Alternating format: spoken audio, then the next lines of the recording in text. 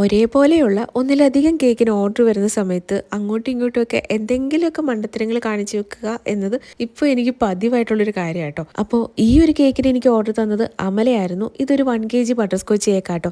അമല എനിക്കൊരു മോഡലും കൂടി ഇട്ട് തന്നിട്ടുണ്ടായിരുന്നു. വൺ സൈഡ് മാത്രം ഒരു ഡിസൈൻ വരുന്ന രീതിയിലുള്ള മോഡലായിരുന്നു എനിക്ക് ഇട്ട് തന്നിട്ടുണ്ടായിരുന്നത്. ഒരു സൈഡ് മാത്രം ഗനാഷേക്ക് വന്നിട്ട് ആ സൈഡിൽ മാത്രം ടോപ്പിലായിട്ട് ചെറിയൊരു വർക്ക് വരുന്ന അത്രയുള്ളൊരു ചെറിയ വർക്ക്, വളരെ സിമ്പിളായിട്ടുള്ളൊരു മോഡലാട്ടോ. അപ്പോൾ ഇതേപോലെ തന്നെ എനിക്കൊരു ഹാർട്ട് ഷേപ്പ് കേക്കിൻ്റെ ഒരു ഓർഡറും കൂടെ ഉണ്ടായിരുന്നു. അതെന്ന് വെച്ച് കഴിഞ്ഞാൽ വേറൊരു മോഡലായിരുന്നു. ഏകദേശം 2 സൈഡും ബോർഡറൊക്കെ വരുന്ന രീതിയിലുള്ള ഒരു മോഡലായിരുന്നു കേട്ടോ. അപ്പോൾ ആ ഒരു കേക്ക് ചെയ്ത് കഴിഞ്ഞതിന് ശേഷമാണ് ഈ ഒരു കേക്ക് ഞാൻ ചെയ്യാനെടുത്തത്. അപ്പോൾ അതിൻ്റെ ഹാങ് ഓവറിൽ ഞാൻ ഇതിനും 1 സൈഡ് ഡിസൈനൊക്കെ കൊടുത്തു. അതിനുശേഷം വലിയ കാര്യത്തിൽ മറ്റേ സൈഡും കൂടെ ബോർഡറൊക്കെ വരച്ച് കൊടുത്തു.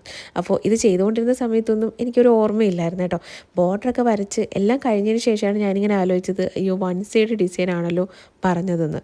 പിന്നെ കേക്കെല്ലാം നല്ല സെറ്റായിട്ട് ഇരുന്നതുകൊണ്ട് ഇനി റീവർക്ക് ചെയ്യാനിരുന്ന് കഴിഞ്ഞാൽ അത് ആദ്യം മുതൽ ഞാൻ പണിയേണ്ടി വരുമല്ലോ എന്ന് വിചാരിച്ചിട്ട് ഞാൻ പിന്നെ ഒന്നും ചെയ്യാൻ പോയില്ല.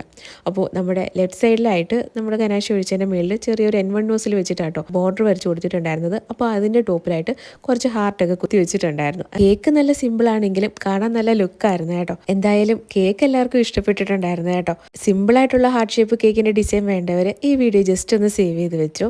അപ്പോൾ നമുക്ക് അടുത്തൊരു അടിപൊളി വീഡിയോ ആയിട്ട് കാണാം. ടാറ്റാ.